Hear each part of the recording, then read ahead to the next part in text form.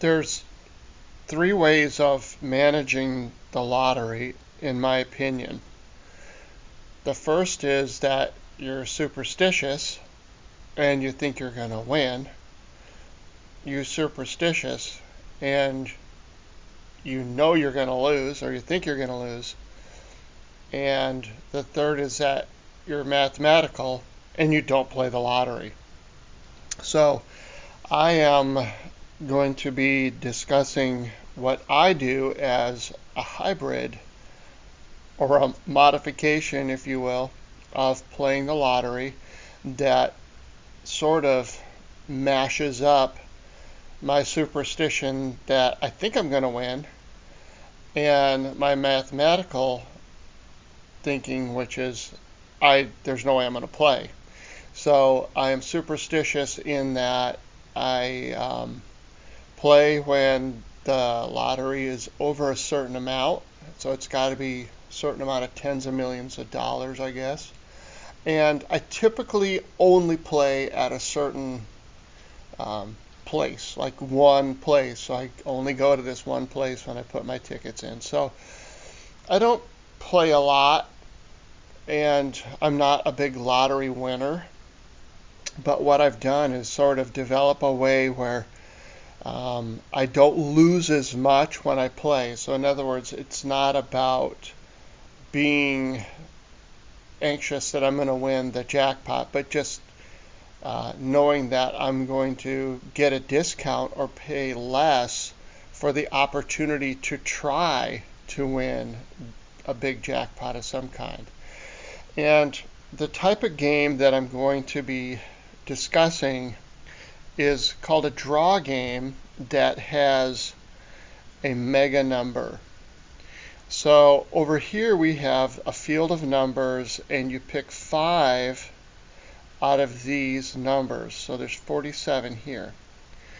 And the pivotal number, or the number that is the number that gets you into the higher jackpots, is called a mega number in this case. So what I have done is started looking at the odds of winning just this section. So if I win 1 out of 27 in just this section, you can see how much better my odds are. So I just want to win something. So the way I do that is I actually went back into the winning numbers, the past winning numbers, and kind of looked and thought, well, these numbers seem to win more often. Not the most mathematical or logical way of thinking, but that data is there, and that's the data that I thought was relevant enough for me to help pick my numbers. So you can count the whiskers on your cat's cheeks or whatever. I mean, whatever you get as a system to pick out numbers. But so there's 27 here, which means that if I pick 5 numbers out of 27, then my chances of winning are about 18%. So about 18% of the time, one of these 5 numbers is going to come up. So you can do your own math. I'm not going to rattle off or even list a bunch of different mathematical scenarios, but you kind of get the idea. So when I go in, I have, in my case, I use 4 tickets like this, which means that's $20. Each one of these has 5 plays. So it's $20. And so I don't just pick 5 numbers randomly each time.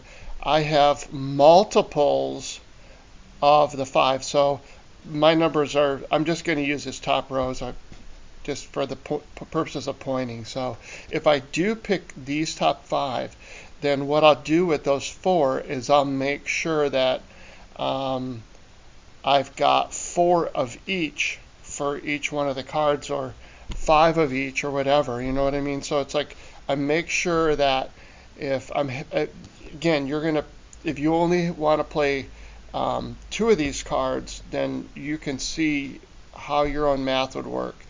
But so, for instance, if I have one card that has all the number 10, for instance, like so it'll be 10-10. So not only will I win 18% of the time, which of course means I'm going to lose 82% of the time, if I do get a 10, then I am for sure going to win $5.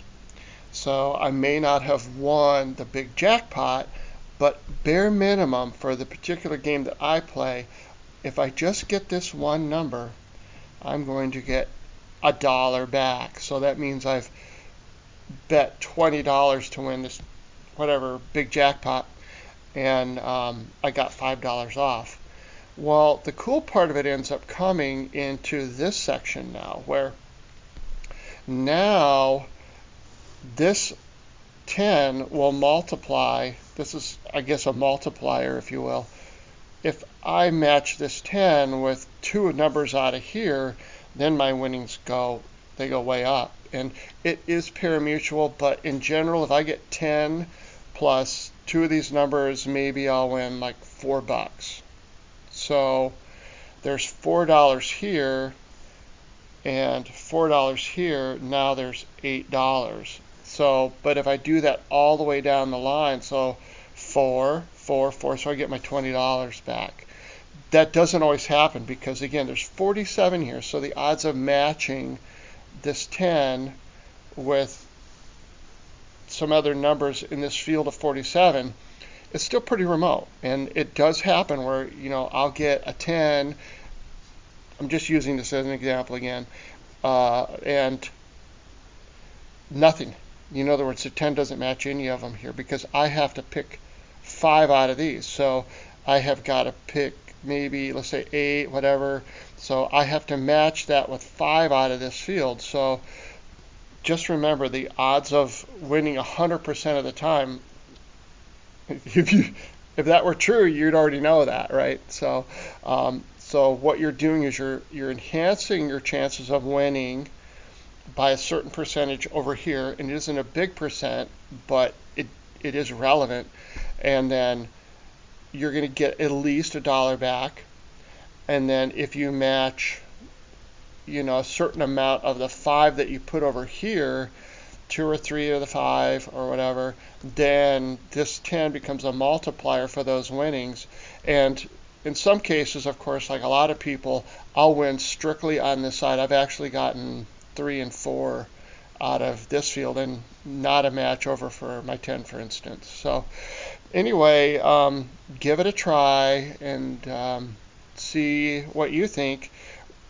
Feel free to comment, and but again, the idea is that mathematically I know my odds of winning are remote, so I'm just trying to, number one, enhance my chances of winning, and then enhance the amount that I win by using this multiplier with the 5 numbers over here.